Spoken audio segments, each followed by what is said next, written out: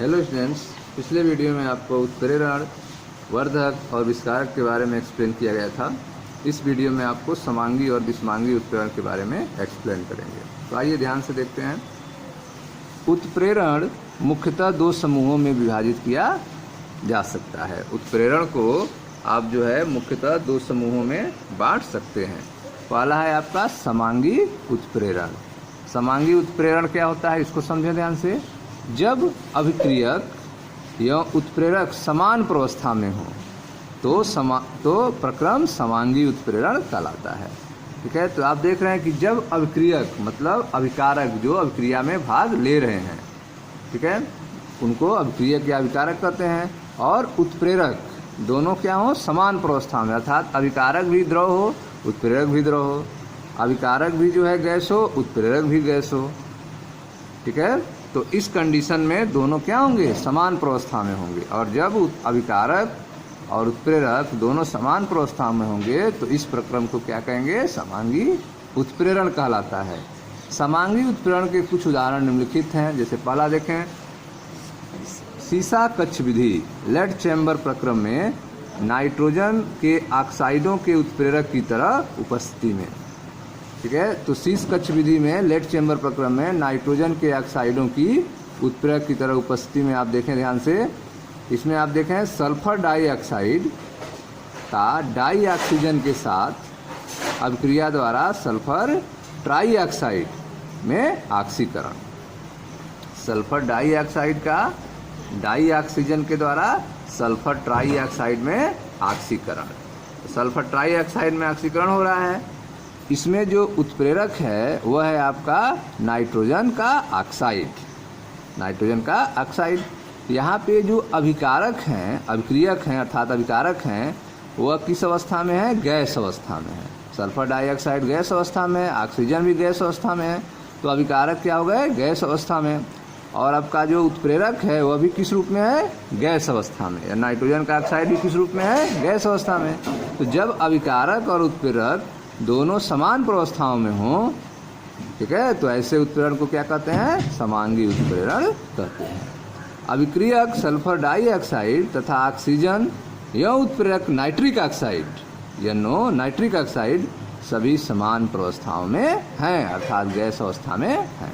ठीक है, यह पहला हो गया उदाहरण समांगी उत्प्रेरण का।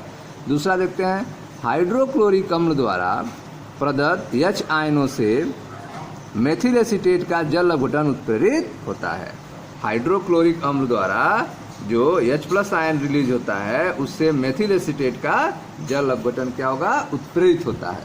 तो ध्यान से यहाँ देखें, यह आपका CH3 COO CH3 जो लिक्विड फॉर्म में है, और यह H2O है जो लिक्विड फॉर्म में है, और यहाँ पर उत्प्रेरक है HCl जो जली विलयन में है, एक्वस फॉर्म में है। यहाँ बन रहा है आपका एसिटिक एसिड एक्वस फॉर्म में और मेथिल अल्कोहल एक्वस फॉर्म में। यहाँ पे आप देखो, यह आपका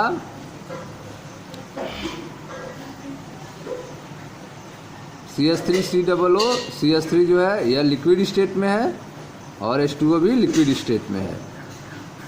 ठीक है, यह दोनों किस रूप में है, लिक्विड अवस्था में है। यह अभिकारक है आपके लिक्विड अवस्था में, इसका जो उत्प्रेरक होगा, ठीक है, H+ आयन, वह भी जो है लिक्विड अवस्था में चला आएगा। तो यहाँ पर अभिकारक और उत्प्रेरक दोनों समान फेज में होंगे, अभिकारक और उत्प्रेरक दोनों ही समान प्रावस्था में होंगे, अतः यह समांगी उत्प्रेरण का उदाहरण है। तीसरा देखते हैं, शर्करा का जल अपघटन सल्फ्यूरिक अम्ल द्वारा प्रदत्त H+ आयनों से उत्प्रेरित होता है। यहाँ देखें, यह आपका शर्करा है C12H22O11, सुक्रोज एक्वस, और यह H2O लिक्विड, यह दोनों विलयन रूप में है। सल्फ्यूरिक एसिड जो है लिक्विड रूप में, यह H+ आयन देगा, बनेगा ग्लूकोज और फ्रक्टोज, ये दोनों एक्वस फॉर्म में है।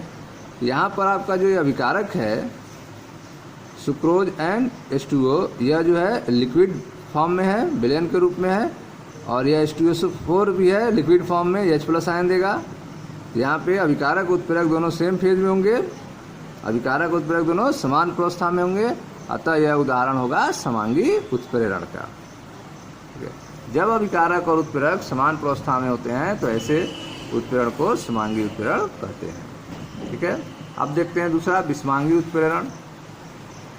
देखें ध्यान से, विषमांगी उत्प्रेरण उत्प्रेरकी प्रक्रम जिसमें अभिकारक और उत्प्रेरक भिन्न भिन्न प्रोवस्थाओं में हो विषमांगी उत्प्रेरण कहलाता है। तो आप देख रहे हैं कि इसमें जब अभिकारक, अभिक्रियक और उत्प्रेरक दोनों की प्रोवस्थाएं क्या हों, अलग अलग हों, तो ऐसे को क्या कहेंगे, विषमांगी उत्प्रेरण कहते हैं। विषमांगी उत्प्रेरण के कुछ उदाहरण देखें। पहला, प्लैटिनम की उपस्थिति में सल्फर डाइऑक्साइड का सल्फर ट्राइऑक्साइड में ऑक्सीकरण। प्लैटिनम की उपस्थिति में सल्फर डाइऑक्साइड का सल्फर ट्राइऑक्साइड में ऑक्सीकरण। यहाँ पर देखें सल्फर डाइऑक्साइड है जो गैस रूप में है, यहाँ पे प्लैटिनम है जो किस रूप में है, ठोस रूप में है, सॉलिड रूप में है, और यह सल्फर डाइऑक्साइड चेंज हो रहा है सल्फर ट्राइऑक्साइड गैस में। तो इसमें आपने क्या देख रहे हैं, इसमें सल्फर डाइऑक्साइड अभिकारक है जो गैस में है और प्लैटिनम उत्प्रेरक है जो ठोस में है। तो दोनों की प्रोवस्था क्या है, अलग अलग है, अर्थात यह विषमांगी उत्प्रेरण का उदाहरण है। अभिक्रियक गैसीय प्रोवस्था में है जबकि उत्प्रेरक ठोस अवस्था में है। ठीक है, दूसरा देखें, हाबर प्रक्रम में सूक्ष्म विभाजित लोहे की उपस्थिति में अमोनिया बनने में डाई नाइट्रोजन और डाई हाइड्रोजन के मध्य संयोजन।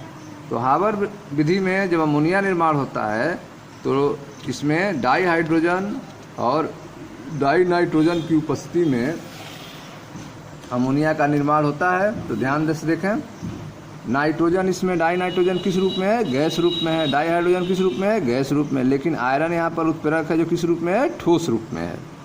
ठीक है, तो अभिकारक और उत्प्रेरक दोनों अलग अलग प्रोवस्थाओं में हैं। अभिकारक गैस रूप में है और उत्प्रेरक ठोस रूप में है, तो ऐसे इसको क्या कहेंगे, विषमांगी उत्प्रेरण कहेंगे। अभिक्रियक गैसीय प्रोवस्था में है जबकि उत्प्रेरक ठोस प्रोवस्था में है। तीसरा उदाहरण देखें, ओस्टवाल्ड प्रक्रम में प्लैटिनम गेज की उपस्थिति में अमोनिया का नाइट्रिक ऑक्साइड में ऑक्सीकरण। तो यहाँ आप देखें अमोनिया का नाइट्रिक ऑक्साइड में ऑक्सीकरण हो रहा है ओस्टवाल्ड प्रक्रम में। अमोनिया जो गैस रूप में है, डाइऑक्सीजन जो गैस रूप में है, और आपका उत्प्रेरक जो प्लैटिनम है वह ठोस रूप में है। ठीक है, तो अभिकारक और उत्प्रेरक दोनों की प्रोवस्था क्या है, अलग अलग है। तो यह भी किसका उदाहरण है, विषमांगी उत्प्रेरण का। अभिक्रियक गैसीय प्रोवस्था में है जबकि उत्प्रेरक ठोस प्रोवस्था में। अगला उदाहरण देखते हैं, सूक्ष्म विभाजित निकल उत्प्रेरक की उपस्थिति में वनस्पतिक तेलों का हाइड्रोजनन। सूक्ष्म विभाजित निकल उत्प्रेरक की उपस्थिति में वनस्पति तेलों का हाइड्रोजनन। इसमें ध्यान दें, वनस्पतिक तेल जो किस रूप में है, लिक्विड रूप में है, हाइड्रोजन जो है गैस रूप में है, और निकल किस रूप में है, सॉलिड रूप में है। तो यहाँ पे आप देख रहे हैं कि जो अभिकारक हैं और जो उत्प्रेरक है दोनों अलग अलग प्रोवस्थाओं में हैं, अर्थात यह किसका उदाहरण है, विषमांगी उत्प्रेरण का उदाहरण है। अभिकारकों में से एक द्रव प्रोवस्था में है जबकि दूसरा गैसीय प्रोवस्था में है, और उत्प्रेरक जो है ठोस प्रोवस्थाओं में है। ठीक है, जब अभिकारक और उत्प्रेरक दोनों की प्रोवस्थाएं अलग अलग होती हैं तो इसे क्या कहेंगे, विषमांगी उत्प्रेरण कहते हैं। ठीक है स्टूडेंट्स, तो आपने देखा समांगी उत्प्रेरण और विषमांगी उत्प्रेरण। ठीक है, नेक्स्ट वीडियो में आपको विषमांगी उत्प्रेरण का अधिशोषण सिद्धांत के बारे में एक्सप्लेन करेंगे। ठीक है, तब तक आप रिवीजन कीजिए, वीडियो को लाइक करें, शेयर करें, सब्सक्राइब करें, दोस्तों को भी बताएं। Thank you.